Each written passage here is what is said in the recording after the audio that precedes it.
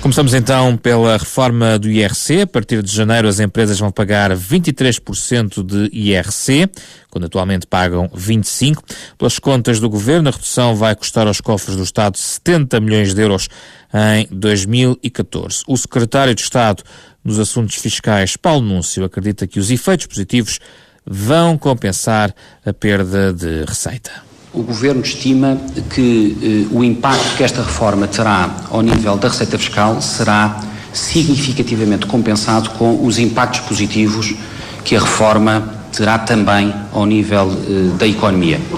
E quando falo da economia, falo dos impactos positivos no investimento, fundamentalmente no investimento, os impactos positivos nas exportações e os impactos positivos na criação de emprego.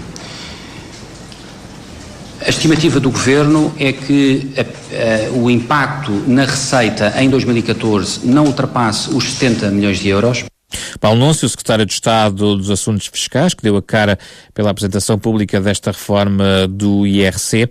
O Governo propõe ainda incentivos às empresas que optem por reinvestir os lucros em vez de os distribuir em dividendos pelos acionistas. O incentivo relativamente aos lucros retidos e reinvestidos corresponderá a 10% desses mesmos lucros, ou seja, as empresas terão uma vantagem dessa ordem se reinvestirem os lucros retidos e se os não distribuírem aos acionistas. Paulo Núncio, nos anúncios desta tarde, ainda uma nota em relação à soma das derramas, derrama estadual e municipal. As empresas vão pagar uma taxa de 29,5% face aos atuais 31,5%. As pequenas e médias empresas, pelo menos ao nível da Associação PME Portugal, consideram insuficiente a redução de taxa de IRC em 2 pontos percentuais.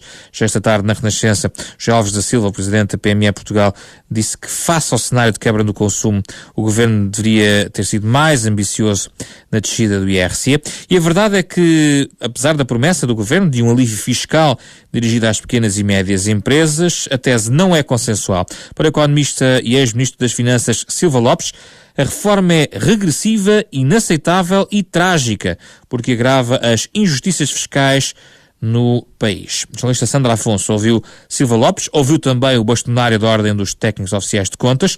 Domingos Azevedo critica o que chama de medidas avulsas dirigidas para problemas concretos. Recusa mesmo chamar-lhe uma reforma. Perder agora para ganhar depois.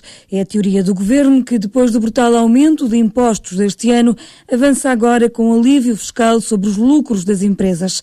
Uma medida inaceitável e regressiva, defende o ex-ministro das Finanças, Silva Lopes, numa altura em que está ainda por resolver o buraco orçamental. O princípio de perder receita no IRC parece-me completamente errado. O país está obrigado a reduzir o déficit orçamental, tem que cortar muitas despesas e estar também a cortar receitas, que ainda por cima são para grandes empresas, são de grandes empresas que nem sequer estão na concorrência internacional e que têm lucros fartos, como a gente tem visto. Eu considero isso uma medida inaceitável. Mesmo que sejam só 60 milhões, como o Governo diz, eu penso que isso que é uma medida que é profundamente regressiva. Portanto, alguém vai ter que pagar isso, provavelmente os consumidores, os trabalhadores de ponta de outra, e essa gente assim, e talvez até as pequenas e médias empresas, quem sabe. Os benefícios da reforma para as pequenas e médias empresas são também questionados pelo bastonário da Ordem dos Técnicos Oficiais de Contas, Domingos Azevedo. Chamar isto de uma reforma do IRC é violento.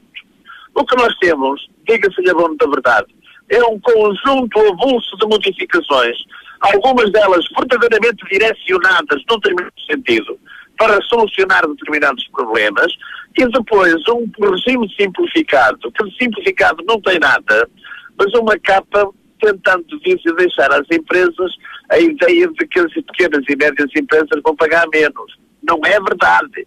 Vão pagar mais, vai-se complicar o método de cálculo do imposto a pagar e, naturalmente, que eu, perante este tipo de coisas, não posso aceitar o termo da reforma do sistema. Para 2014, o Governo estima uma redução de receita na ordem dos 70 milhões de euros por conta desta descida da taxa de IRC de 25% para 23%.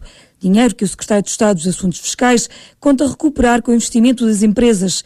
Mas essas são contas ainda por provar, avisa Silva Lopes. A única forma de estimular a economia não é com baixos impostos como este.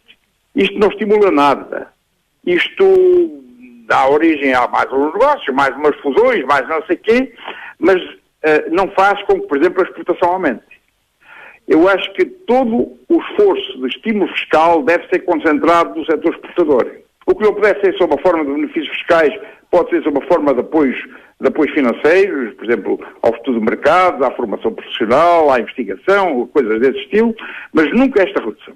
Eu considero que esta redução é uma coisa trágica para a nossa economia, porque não vai dar aumento de produção.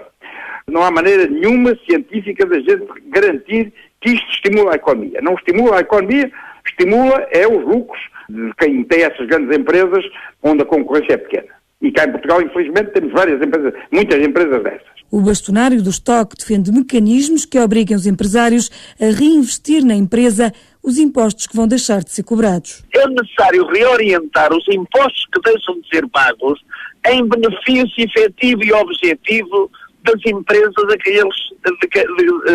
a quem se isenta.